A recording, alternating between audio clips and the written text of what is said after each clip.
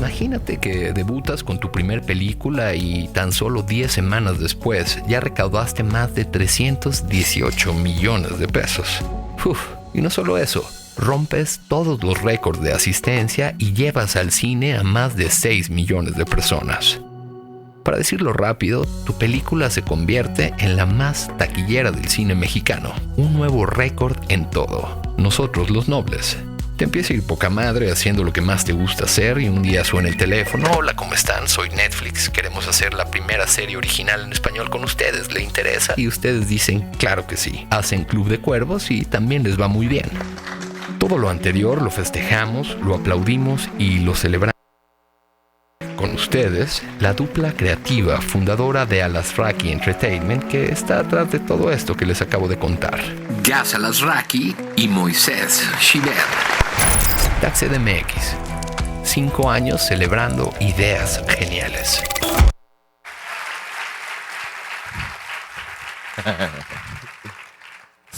Estaba nervioso de cómo vestirme hasta que vi que todos vienen de tenis y t-shirt. Me siento libre. Te ves bien, te ves bien. Tú también, mi bey. Muchas gracias por tenernos acá. Pues nos comentaron de que querían que contáramos un poco la historia de cómo pasamos de los nobles a los cuervos. Y Moisés y yo estuvimos platicando por un tiempo viendo cómo contar esta historia y poco a poco nos fuimos dando cuenta que no hemos contado esta historia antes. Y es muy diferente que esté yo solo contándote la historia de cómo se hicieron estas cosas a nuestra historia. La historia de la compañía un poco, si es que ya le podemos llamar compañía. Pero no podemos llegar a los nobles sin hablar un poquitito de cómo llegamos a los nobles. Exacto. Cuando nos habíamos... Sí, aquí hay mucho que ya cubrió el video. Cuando terminamos la universidad, Moisés había trabajado en la agencia de publicidad de mi papá por un rato, era muy amigo de Mark, yo quería dirigir cine y Michel Franco y yo nos habíamos puesto la meta de poner una casa productora juntos y... Que se llamaba Strawberry Films, que después de haber hecho 2 o 3 videos corporativos y quebrar, sí. Nos dimos cuenta que teníamos que ir a conseguir experiencia con gente más picuda que nosotros. Entonces, había un personaje en nuestra vida que se llama Miguel Ángel Rodríguez que filmaba comerciales políticos cuando apenas estaban saliendo las nuevas cámaras de video que ya podían llegar a broadcasting. Editaba todo en su casa y pues fue nuestra escuela de cine, ¿no? Fue nuestra escuela de cine porque aparte es un señor que nos lleva, podría ser mi abuelo, ¿no? Y me lleva 40 años de edad y los que lo contrataban le pedían que contrate gente joven. Entonces el Miguel nos buscaba a mí, me buscaba a Gary, pues tratando y a Michel Franco, tratando de satisfacer a sus clientes. Yo me quedo de socio con Miguel y Gary se va y abre una productora. Bueno, tú te vas a asistir a Simón Bros. Ahí Alex González Padilla. Y Alex González Padilla en Marca. Y luego abres tu productora con Pitipol Ibarra. Ajá, que Pitipol ahorita ya es director de Capadocia, empezó dirigiendo series de Capadocia y ahora dirigió Ingobernable, y ha hecho mucho cine y por un rato la idea era que íbamos a tener una casa productora que haga cine, tele y comerciales, mientras que todos trataban de hacer comerciales. Inclusive Moisés vino a producir unas cuantas veces comerciales que estábamos consiguiendo y iba bien la cosa. Hasta que tuvimos un mal año y Pitipol decidió que ya no quería ser mi socio. Finalmente legitimizar a la empresa con mi papá teniendo una agencia de publicidad que se llamaba Alasraki Publicidad era muy poco creíble de que nuestra productora sea legítima según él y eso parece ser que nos dificultó mucho abrir nuevas puertas en agencias de publicidad y él dijo, prefiero seguir probando cómo me va por mi cuenta y entonces me quedé sin empresa.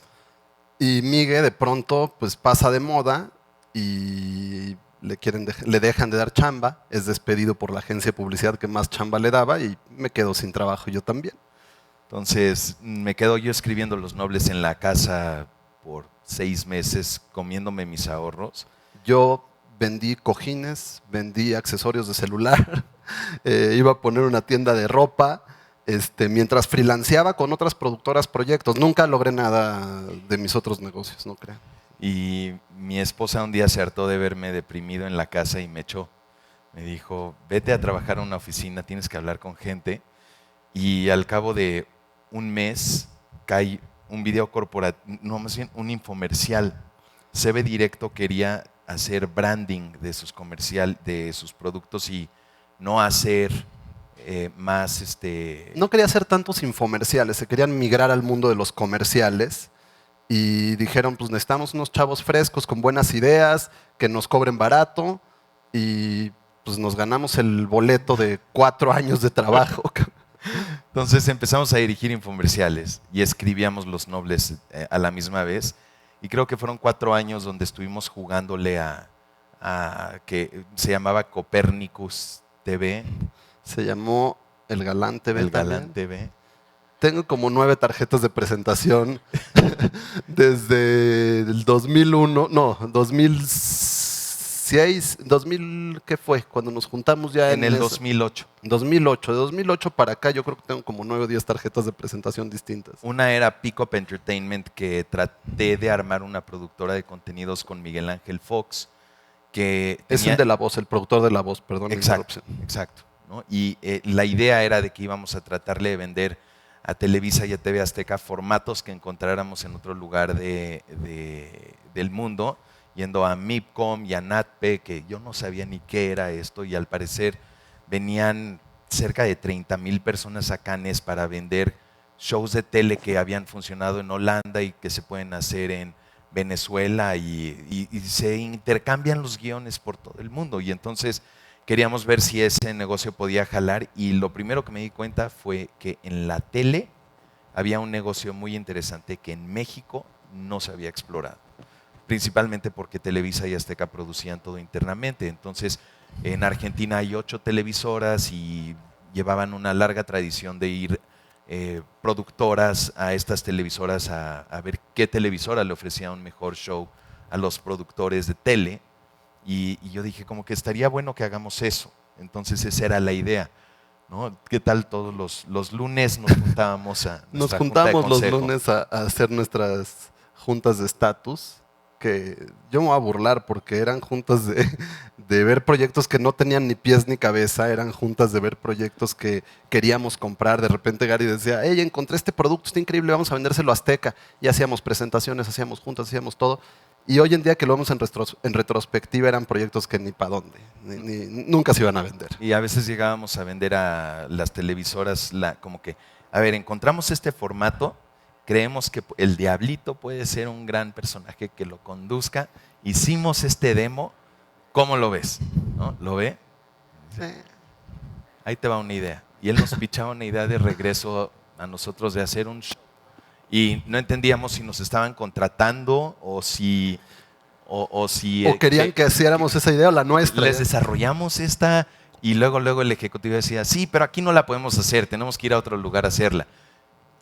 Y yo ya no entendía quién le estaba vendiendo a quién. Me estaba invitando él a mí a producirle a alguien más. Y luego nos decía, pero pídanle chance a los del piso 8 que hacen presupuestos que les ayuden a armar algo. Entonces ya no entendíamos, vivíamos perdidos. Arriba de todo el edificio nos mandaban a juntas a un lugar al otro. Todo esto porque pues, en comerciales no íbamos a entrar a una agencia de publicidad diciendo, soy hijo de Carlos Alarraqui, quiero hacer comerciales para ti. Entonces, yo lo intenté ir a vender a Gary en varias ocasiones en agencias como director. Y era, está bien bonito, gracias, bye. Y por atrás te llegaba el chisme de, nunca va a entrar una Alarraqui a mi set. Y yo, no, pero él es director, él no es agencia de publicidad. Me vale madres, nunca va a entrar una Alarraqui a mi set. Era difícil vendernos como productora de comerciales. Nos quedaban o venderle a los clientes chiquititos que no tienen agencias de publicidad, o que su papá agarrara la espada y nos dijera, señores, les encargo este comercial bajo mandato.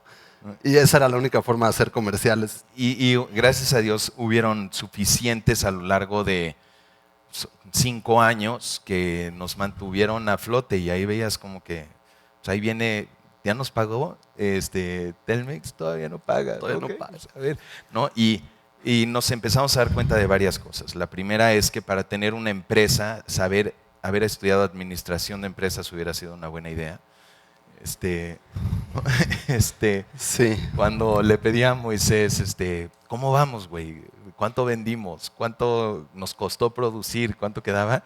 Moy abría como 8 Exceles y decía, a ver. De aquí para acá, y si nos dan esto, se resuelve acá.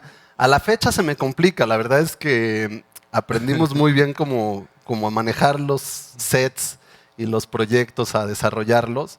Y cómo desarrollamos la empresa es algo que les vamos a seguir contando ahorita, pero estábamos en ese punto donde no había un solo Excel de la compañía. No, y a veces hasta le pedíamos a la agencia de publicidad que manejara nuestras finanzas porque ellos tenían un departamento robusto de finanzas y de repente Moisés le hablaba al cliente a decirle, oye cabrón, ¿me debes lana? ¿Dónde está?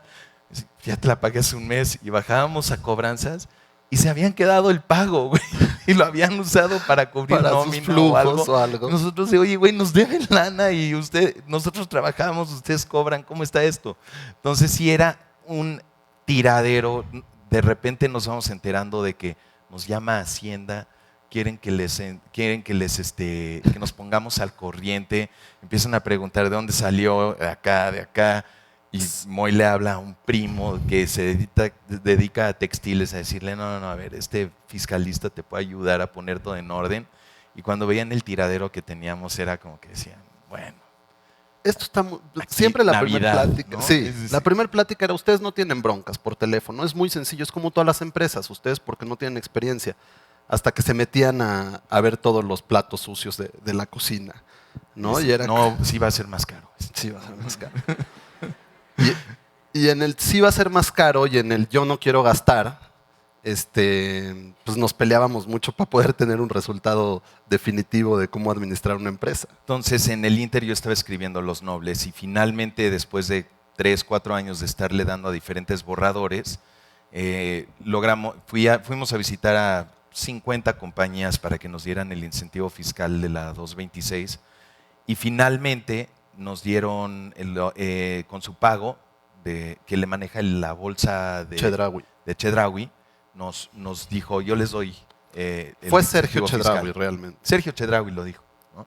Y entonces con eso ya Whiskas entró y de pronto teníamos una película, teníamos los fondos para hacer esta película. Tenemos dinero para hacer Los Nobles, lo que soñamos toda nuestra vida, por la razón por la que nos despertábamos a hacer infomerciales había llegado de pronto, ¿no? Dijimos, ok, ya hay dinero en la cuenta, vamos a salir a hacer una película. Y la estrategia siempre fue, para que nos compren Televisa y Aztecas series de televisión, tenemos que hacer una película.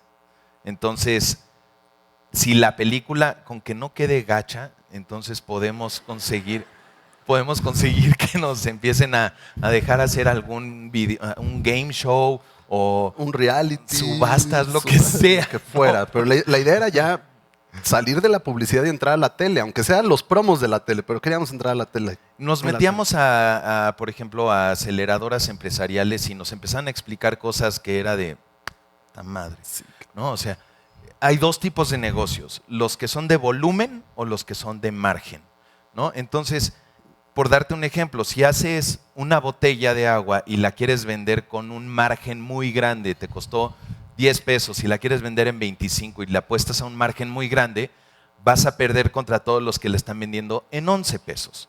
Entonces, los que están haciéndola en 11 pesos la apuestan a vender 1,000,000 de botellas para ganarle 1,000,000 de pesos en total a toda su producción. Y nosotros estábamos dándonos cuenta que un negocio de margen es peligrosísimo para mantener una empresa porque produces un comercial, una película.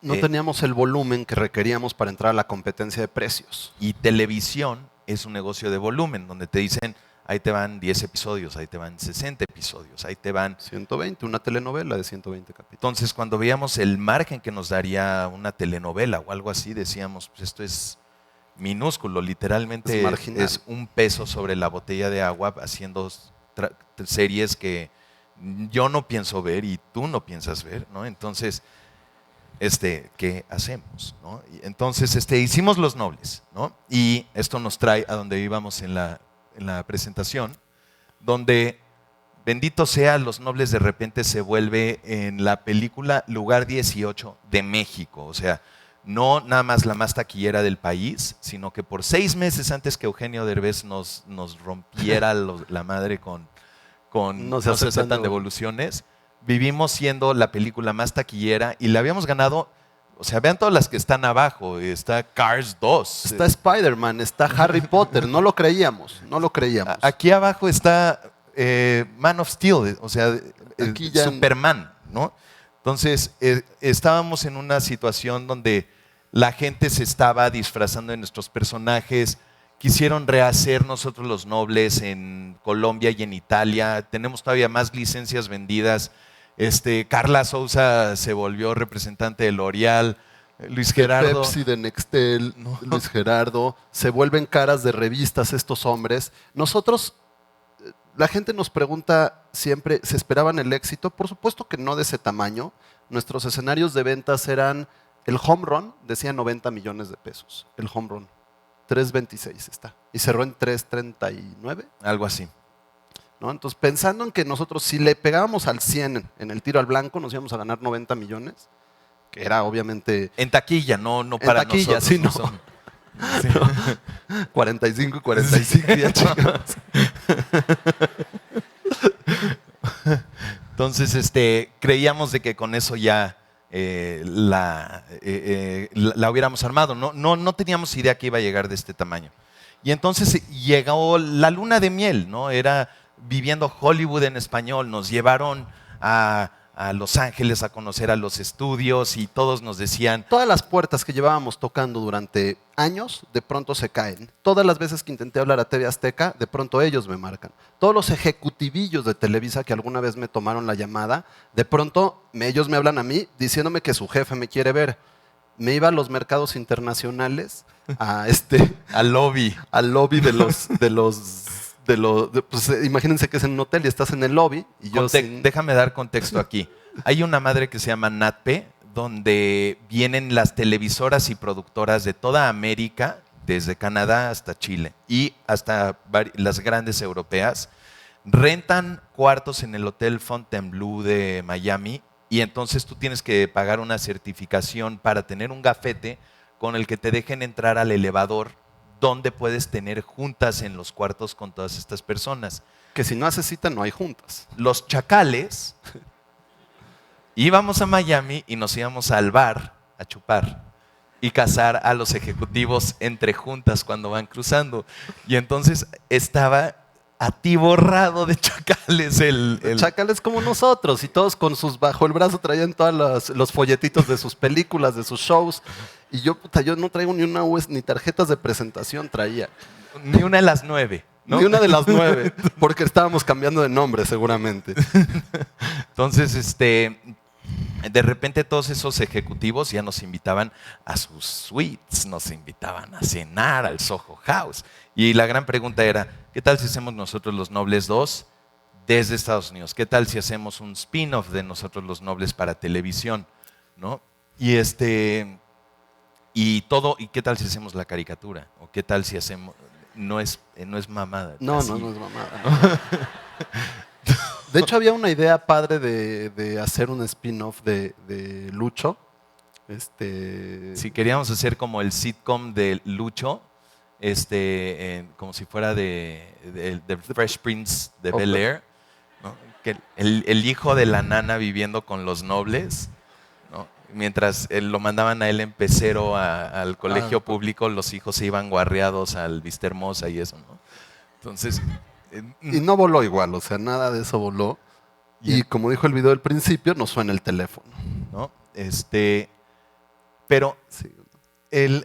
Estábamos viviendo, es importante hablar de eso, ¿no? El síndrome del segundo producto tiene dos cosas. La primera es de que te da miedo, que cómo le hiciste para tener un producto que jale, y si fue coincidencia o magia, o eres tan chingón de que lo que hagas te va a quedar bien. Entonces tu siguiente producto es malo. Había que probar que no tuvimos suerte con los nobles, sino que de verdad podíamos hacer eso en más de una ocasión. Entonces nos estaban llegando ideas de todos lados. Nuestro agente de ventas nos estaba mandando películas argentinas para que las rehagamos ya en México. Fox nos estaba abriendo la librería de sus archivos no producidos. Exacto. Para que eligiéramos el guión que quisiéramos, que ya cruzó sus filtros, son guiones que ellos compraron. O sea, buenos guiones que no se han filmado porque no les han dado tiempo, en resumen. O porque Natalie Portman de repente se No ganó tenía un fecha. Oscar y ya no quiere hacer una comedia de high school. Entonces, ahí se quedó el guión, ¿no? Y decíamos, ¿se puede adaptar esta película a México? ¿No? Y nos empezaba a emocionar que tanto Videocine como Fox, como Warner, como Sony estaban diciéndonos, prodúcelas, no las tienes que dirigir tú. De hecho, lanza talento nuevo. De hecho, veamos cómo probamos nuevos guionistas que empiecen adaptando y empiecen a entender el ritmo de una escena para que luego ya nos traigan su propio material y empecemos a formar una industria, ¿no? Voy a agregar algo, porque cuando nos toca decir no la cagues, dijimos, a ver, ¿en qué no la cagamos en Los Nobles? Y si bien no sabíamos que iba a ser ese éxito, sí usamos todos los elementos necesarios para que fuera un éxito, que los empezamos a desmenuzar y empezamos a tomar la buena decisión o a planear una decisión de qué vamos a hacer. ¿Cómo haces no la cagues? O sea, ¿cómo dices, me está hablando Fox, Warner, Televisa, Videocine, todo mi sueño abierto, HBO, y de pronto, ¿a quién le digo que sí, a quién le digo que no? ¿Dónde está el bueno? Y llegó lo que consideramos que se volvió nuestra filosofía de vida, que es nuestro filtro de calidad, y es que en esencia no vamos a hacer nada que no quisiéramos ver nosotros. Entonces, la lógica de esto es muy obvia. Te tardas años en un guión, meses en la producción, otro año editando la película. ¿Saben cuántas veces vi nosotros Los Nobles en postproducción? Las conté, 128 veces. Imagínense si no le gustara el producto. O sea, Te das un tiro, ¿no? Entonces sí quieres que de repente lo que hagas lo quieras ver. Y eso empieza a quitar empieza a limpiar mucho la neblina que tienes enfrente para empezar a hacer preguntas más inteligentes como, ¿con quién puedo hacer lo que yo quiero ver? Televisa y Azteca le responden al gobierno, tienen censura, tienen intereses corporativos.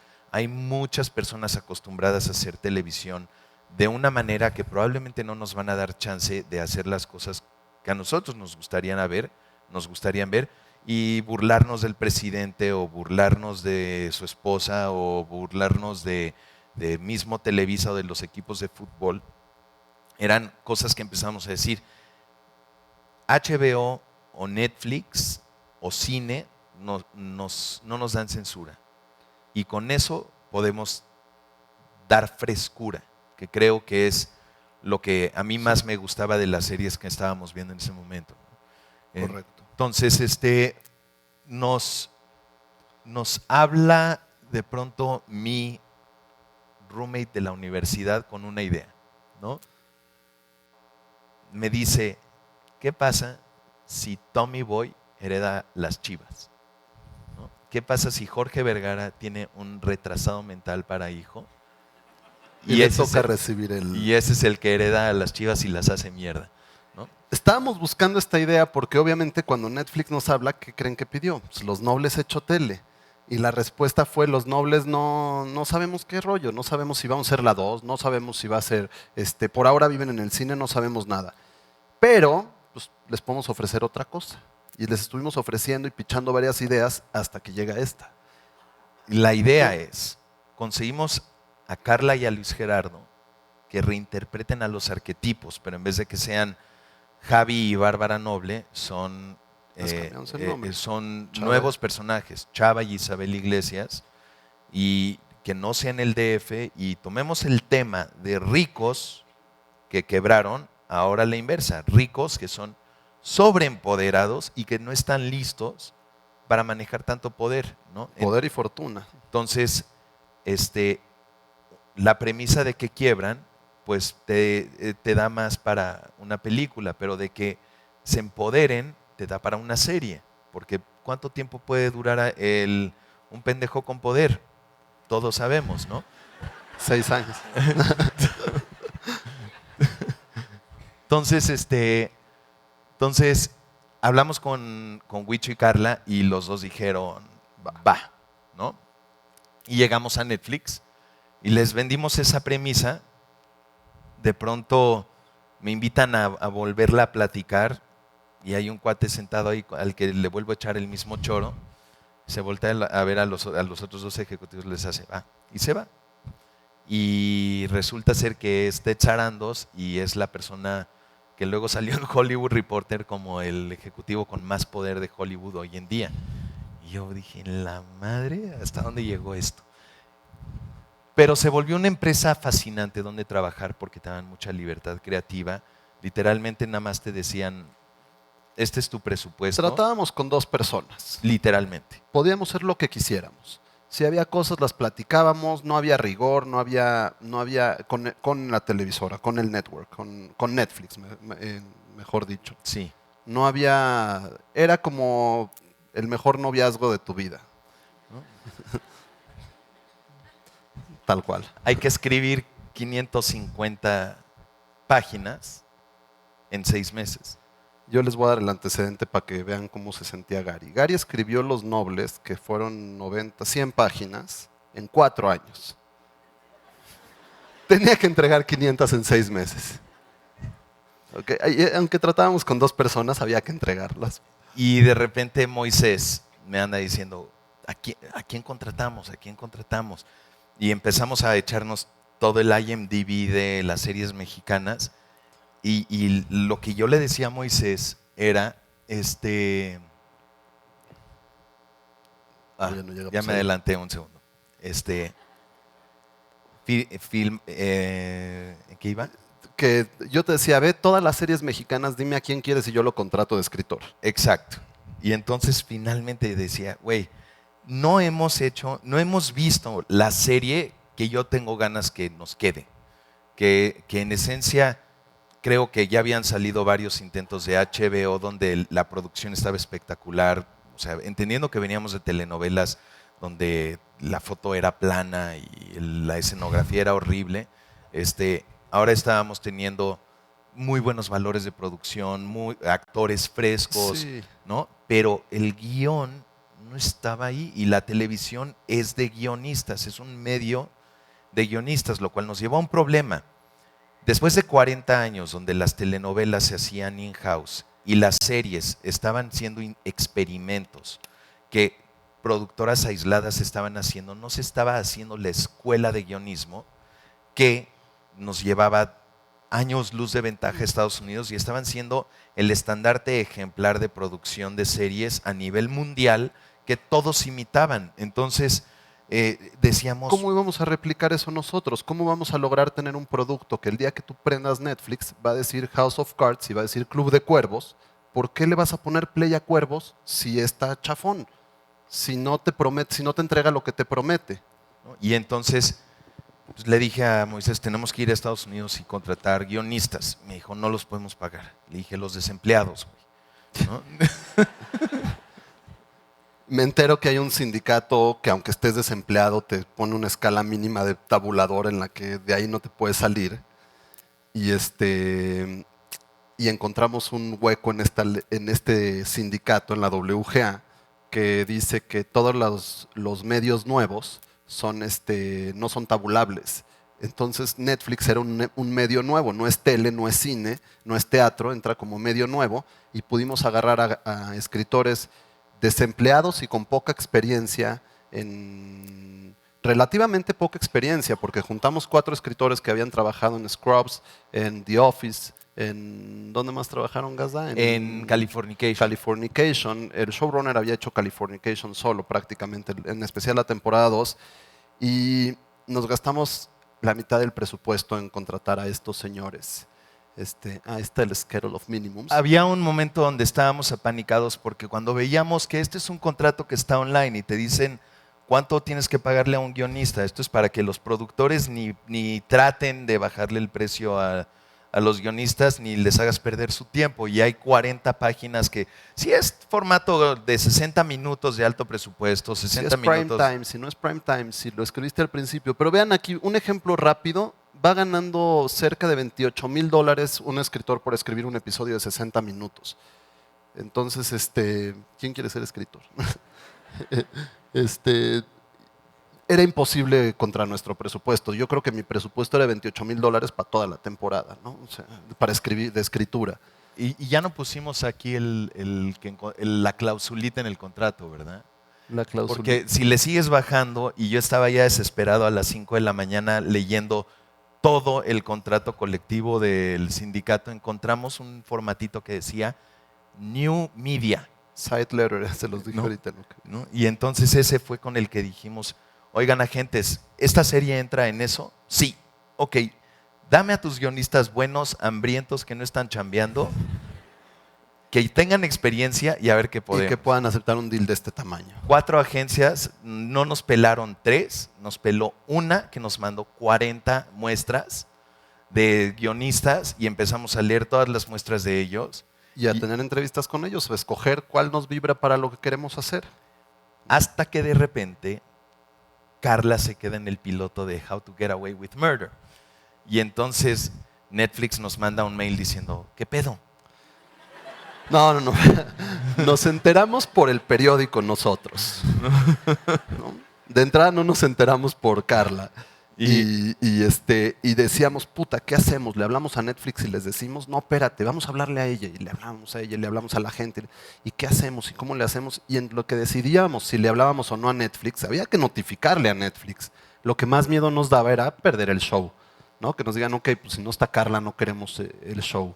Entonces, en lo que decidimos hablar. Les hablamos y nos dijeron, mira, en Netflix le apostamos más a la gente detrás de la cámara que la que está enfrente y probablemente es mejor para el show que venga una cara fresca porque entonces ya no va a ser la secuela de Los Nobles. Lo que han estado platicando que quieren hacer creo que da para más y entonces veamos una actriz distinta que le traiga algo más fresco al show y eso de hecho al cuarto nos gustaba porque también sentíamos que estaba no muy fresco hacer esto en televisión con Carla y Luis Gerardo tan similares a Los Nobles.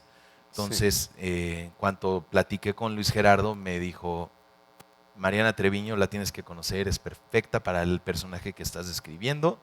La conocimos y literalmente el estereotipo que estábamos dibujando, su arquetipo, era ella. Perfecta y eso también le permitió a Luis Gerardo de hacer una variante de Javi Noble que sea norteña, más grosera, más altanera, mucho más empoderada y como casi diciendo de que si Javi y Chava se encontraran en un antro, Chava se putea a Javi, ¿no? Sí.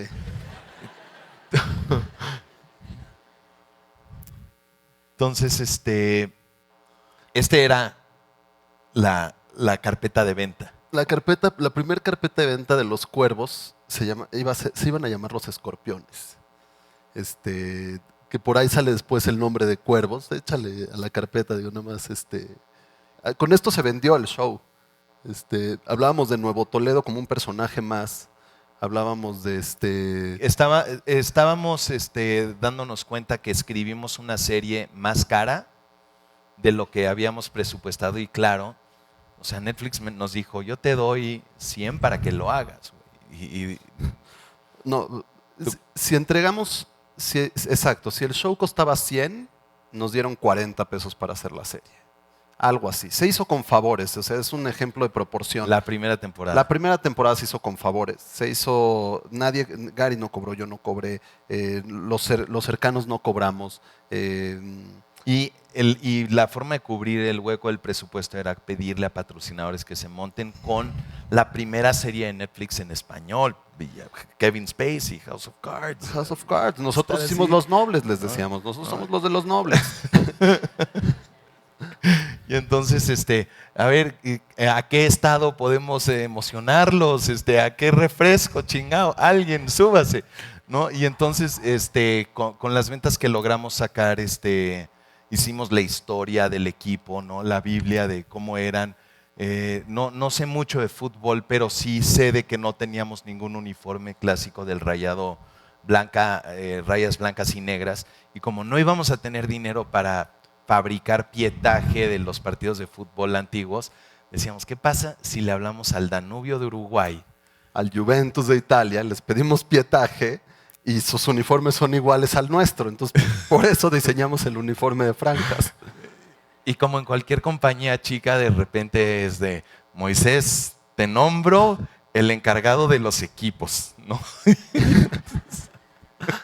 Y entonces Moisés diciendo, ¿a dónde consigo el teléfono del Danubio en Uruguay, pendejo, no? Pues lo conseguí. Y ¿cómo se llama? Y estos fueron los Primeros guionistas, escritores, los de la temporada 1. ¿no? Que estaban muy emocionados. Los trajimos a México para que entendieran mucho de la cultura.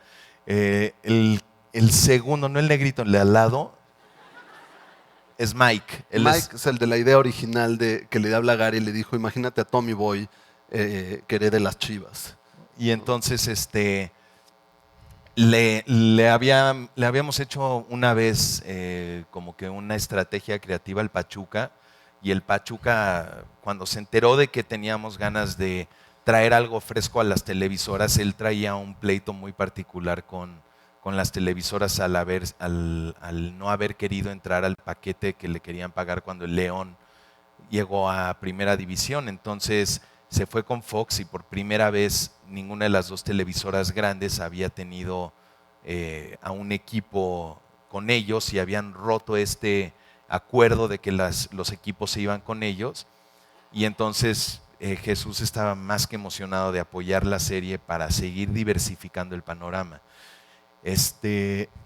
Y estos son los chicos que literalmente me enseñaron a escribir tele porque no tenía idea de cómo. Y el que está de este lado hoy en día está siendo el escritor principal, y el que está hasta acá, él era el que fue el escritor principal en la temporada 1, 2 y 3. Y de alguna manera todos me decían, ¿tú qué quieres hacer? ¿Cómo lo quieres ver? Y yo trataba de importar lo que entendí de guionismo de cine a tele, y esos principios los íbamos como que poco a poco incorporando y los fuimos volviendo un sistema a lo largo de las 3 temporadas, para que hoy en día Russell, el de este lado, es el que mejor lleva esa batuta, ¿no? Se inventó una metodología nueva de escritura entre la metodología gringa y la metodología que traía Gary como escritor de cine, ¿no? Y quiero marcar un antecedente que nos brincamos en uno de los... Nada, es un chorro, no te vayas para allá, pero cuando por fin nos ganamos el proyecto y por ahí dice, nos vamos a los contratos y pues ahora hay que entregar, ¿no? Y todos era, pues sí, hay que entregar, y el entregable para nosotros era como muy... Pues yo he entregado 1 millón de comerciales, entregué Los Nobles, ¿qué quiere decir entregar? Yo puedo entregar. Entonces me dijeron, ok, no hay bronca, esta serie se debe financiar con un préstamo bancario. Y el banco nos dice, yo no les puedo prestar el dinero porque yo no sé si ustedes pueden entregar esto. Si ustedes no lo entregan, no les van a pagar, y si no les pagan, pues no me van a pagar. Entonces tuvimos que ir y pedir nos dicen que existe una institución que se llama el Completion Bond, que es una compañía que en resumen le dice al banco, tú no te preocupes, si estos güeyes no la entregan, yo me encargo de hacerla, de entregársela a Netflix, que Netflix pague y de pagarte. Tu dinero está garantizado, ¿no? Entonces, esta institución que tuvimos que ir a pedirle la fianza, nos impacta en presupuesto, cosa que no teníamos planeado, pero se vuelven tus patrones, ellos se vuelven los dueños de tu show ahora. Ellos, si ven que la estás cagando, te quitan el proyecto, se lo dan a alguien más, lo terminan, lo entregan, cobran y le pagan al banco. O sea, ellos les vale gorro que tú seas el que la escribiste y que te juro que mi abuelita es la que actúa. Ellos van por el contrato. Y es una metodología de trabajo que es la de veras, es la de Hollywood, no es a la mexicana. Hay cosas de Los Nobles que siguen en mi cabeza, desde reportes de producción, desde reportes de gastos, de cómo se hicieron algunos movimientos, porque no sabíamos cómo plasmarlos en un papel. El Bond nos enseña a hacer todo esto, y lo enmarco todo esto porque en el momento que nosotros la caguemos, nos quitan el show. Entonces, pero podían correrme a mí. Podían correr a Gary, literalmente. podían correr desde el jalacables al director o incluso a la productora entera, quitarle el proyecto. Entonces, vivíamos con el nervio en la garganta de que nos vayan a quitar el show todo el tiempo. Entonces, cada pequeño paso que dábamos, Netflix no había bronca, eran 2 personas que nos decían hagan lo que quieran. Pero el Bond era esto no, firmen este contrato, si no te firman no le pagas, si no, no. Y ese fue uno de los primeros pedos más grandes en los que nos metimos, que no entendíamos que el banco no nos prestaría el dinero para producir hasta que no estuviera hasta el último contrato firmado. Cosa que probablemente en el 90% de las películas que se hacen de México, en el rap party todavía te están firmando los extras, algún contratillo de release. Los contratos de los nobles los firmábamos en el día de la grabación. Si yo iba a grabar aquí, llegábamos, empezábamos a grabar y como a la 1 de la tarde que ya estaba todo grabándose tranquilo, yo iba y buscaba a la persona del lugar y le decía, oye, ahora sí formamos el contrato y ahí se firmaba, ¿no? ¿Qué pasa ahí? Que hay riesgo. Hay un riesgo muy grande de que qué pasa si no te dejan filmar ahí. Si no te dejan filmar ahí, pues te amuelas. De esta manera, yo tengo un contrato que si no me dejan filmar ahí, no pasa nada, no me dejes filmar. Yo puedo ir con el bond y decirle, oiga, no me dejaron filmar y aquí está mi contrato. Y el bond me va a decir, ¿cuánto te costó no filmar ahí? 10 pesos. Toma, acá hay 10 pesos y ve y renta el lugar de al lado. ¿No? De eso se trata. Pero por eso, para que te den esos 10 pesos, tienes que tener tu contrato firmado. Entonces, si tú llegaras a filmar sin todo ese papeleo armado, entonces simplemente el bond le dice al banco, no están blindados. No están estos 5 actores que son indispensables, no están los 5 con contratos, entonces puede ser de que después de que llevas 3 semanas filmando, uno de ellos dice, ¿sabes qué? Quiero que me pagues más o me voy.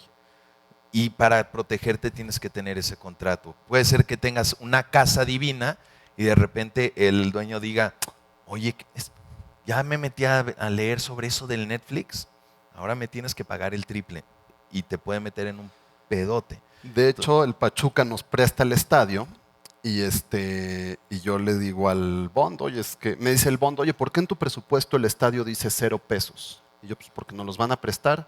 Y si no te lo prestan, ¿qué haces? No, te juro que me lo va a prestar, es mi amigo Chucho. No, pero si no te lo presta, ¿qué haces? Y yo, güey, entienden que esto se está haciendo con favores, no, que te firme un contrato de que te lo renta 0 pesos o a 1 peso, ¿no? Tenían que ser por 1 peso, que te lo renta a 1 peso, porque de esta forma tú te proteges muy.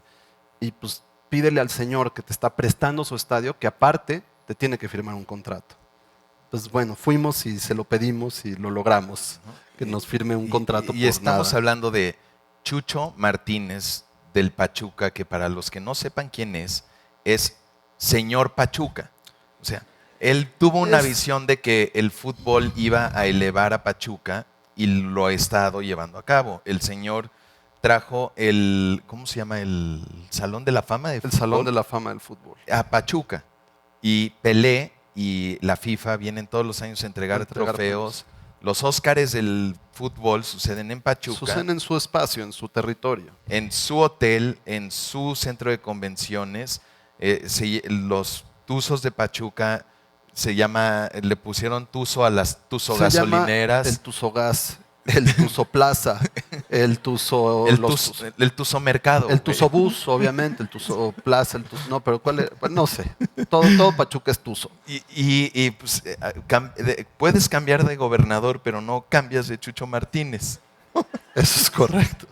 Entonces, este es nuestro gran protector, que cuando llegamos a Pachuca está a nuestra disposición para todo lo que queramos filmar y el valor de producción se va a ver 10 veces más de lo que teníamos para filmar. Le decíamos, oye, se nos ocurre un lugar donde pudiéramos grabar con un jardincito y no sé qué. Manito, llévalos a donde está el jardín. Llévalos a donde está el jardín.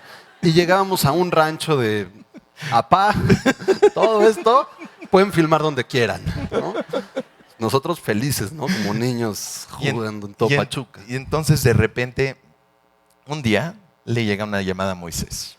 Estamos filmando en Pachuca a las 5 de la mañana, cuando un asistente le habla a Moisés.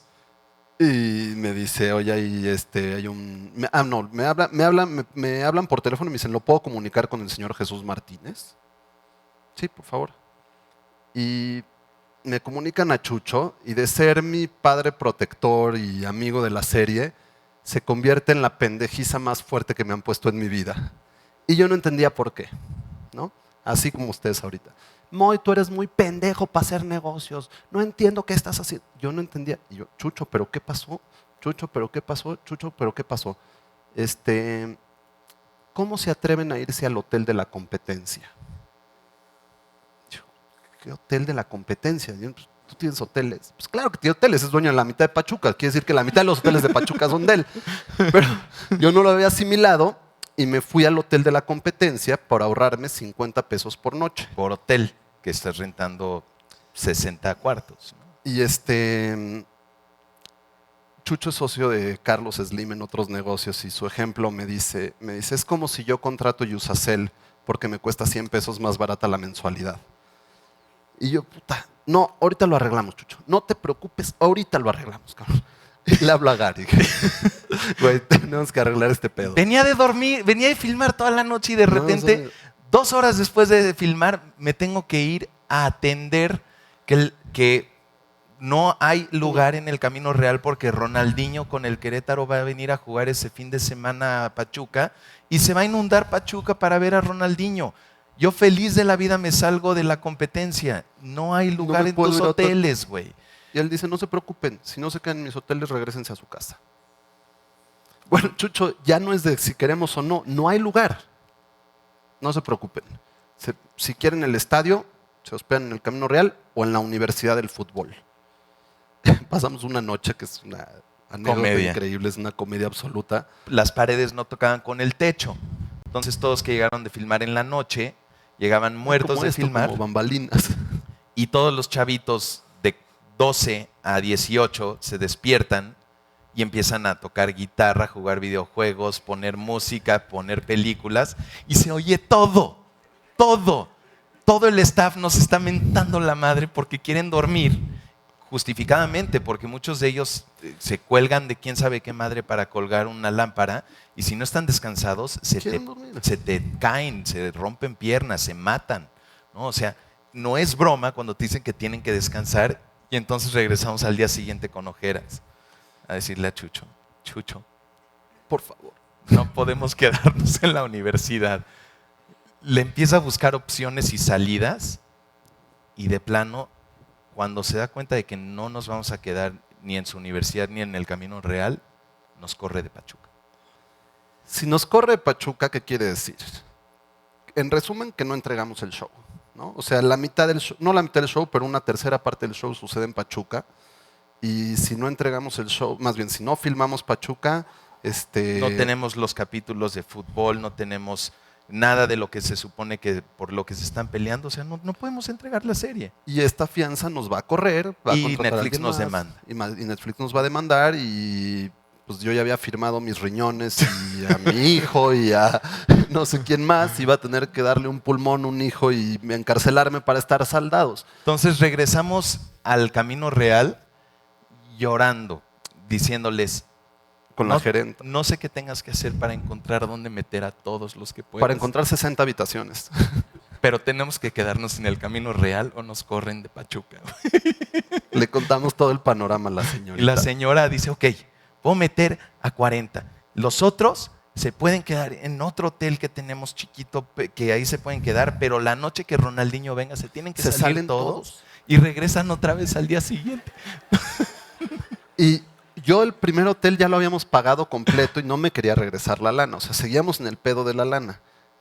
Y ya hubo un punto donde le dije a Gary, la ponemos en nuestras bolsas, la idea es entregar el show. Y cuando nos deciden, cuando esta señorita nos hace el favor de empezar a hacer todo el ajedrez de unos duermen acá, otros duermen acá, seguimos sin poder colocar a unas 30 personas. O sea, necesitábamos todavía unas 15 habitaciones que ya no había ningún hotel de Chucho. Entonces yo ya estaba con que, a ver, yo y unos voluntarios nos regresamos a México todas las noches, llegamos todas las mañanas, ¿no? O sea, ir y venir. Y no, decidimos tomar un riesgo que fue quedarnos en el hotel de la competencia esas poquitas personas. Y que todos los actores en el Camino Real trajimos, y le mandé un mensaje a Chucho, ya estamos todos en el Camino Real, tienes toda la razón de haberte enojado, no va a volver a pasar, todavía queremos que salgas en la serie, por favor, ¿no? Va. Y no nos responde. Y así transcurre todo el día. Y me dicen, ¿qué hacemos, güey? Mandamos los camiones al estadio para filmar y no le digan nada a nadie. Lleguen a ver si nos abren las rejas. Y nos abrieron.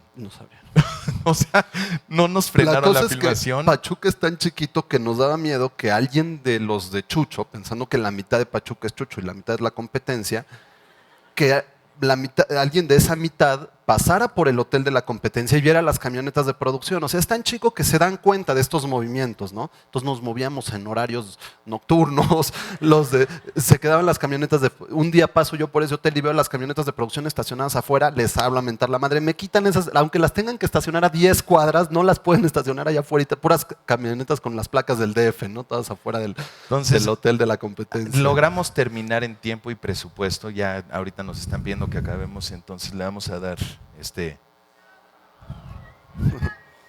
no, yo soy el mensajero aquí nada más.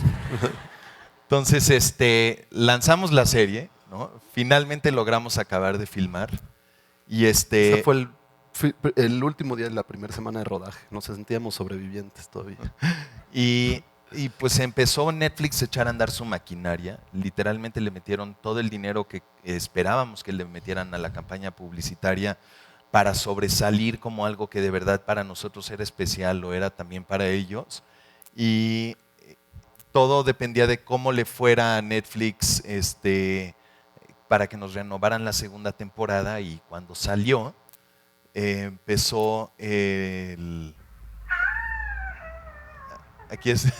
ese fue el momento donde nos avisan, ya está Netflix al aire, ¿no? Y por primera vez veo todo nuestro trabajo en nuestra propia tele. Es su esposa Vivian, para los que no saben. No es una fan promedio. Y literalmente las reseñas fueron lo que más nos preocupaba, que los guiones fueran bien recibidos.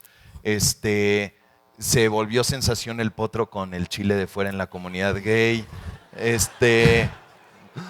Algo muy cabrón es que nosotros no sabíamos qué era le está yendo bien a los cuervos. Todo el mundo nos dice, todo el mundo habla en redes sociales, pero no sabemos qué quiere decir le va bien. No nos comparten analíticos. A diferencia de en Los Nobles, cada 3 días, todos los miércoles y no era jueves y lunes, ¿no? Nos daban el reporte de cuánta gente vio la película. Entonces vamos al día de cuántos boletos se vendieron, cuántas personas la vieron. Aquí no tenemos idea, a la fecha no tenemos idea de cuánta gente ha visto la serie. Pero nos dicen que es la serie más vista y terminada de Netflix y que eso la vuelve la serie más exitosa de todas, porque ellos sí saben cómo les van a las demás televisoras. Nos encontramos esta mala reseña que fue la única y todos abajo en los comentarios le mentaron la madre. Así de que eres un tarado, no entiendes México, ¿no? No hubo uno, se le fueron encima, ¿no? Potro. Le echaron una broma al Chicharito de que lo querían contratar y provocó furor. Chucho Martínez acabó contestando. El hijo. El hijo acabó. Lo que pasa es que lo padre de Cuervos es que trascendió la ficción y se empezó a mezclar con la realidad. Cuando los personajes se convierten Jorge reales, Vergara lo hicieron como Chava Iglesias. Les empiezan a hacer sátiras, les empiezan a hacer empiezan a hacer cultura popular. Fanfiction, dibujan escenas de la serie. Nos las mandan, llegan todavía de gente desconocida, nos llegan cosas increíbles. Empiezan a surgir estos equipos de fútbol. Esto fue, rapidísimo, de un niño de ¿qué edad? Hijo de una maestra que dijo, ¿qué quieren ser de grandes? Y dibujen algo, y este niño llegó con eso, ¿no? Y gente empezó a hacer mercancía pirata, ¿no? Porque nosotros todavía no entendemos cómo hacer todo lo de licensing. Esta es la tercera temporada que sale ya el 29 de septiembre. Y creo que es la primera vez que vamos a poder sacar camisetas a la venta después de que la cagamos 2 años consecutivos. ¿No? Pero ellos no, ellos sí se las ingeniaron. Ellos se las hicieron las suyas. Este güey se llevó un premio de mejor disfraz en una fiesta de disfraces. En FIFA estaban haciendo los uniformes ya todos ellos y finalmente Netflix nos dio la segunda temporada y lanzaron promocional.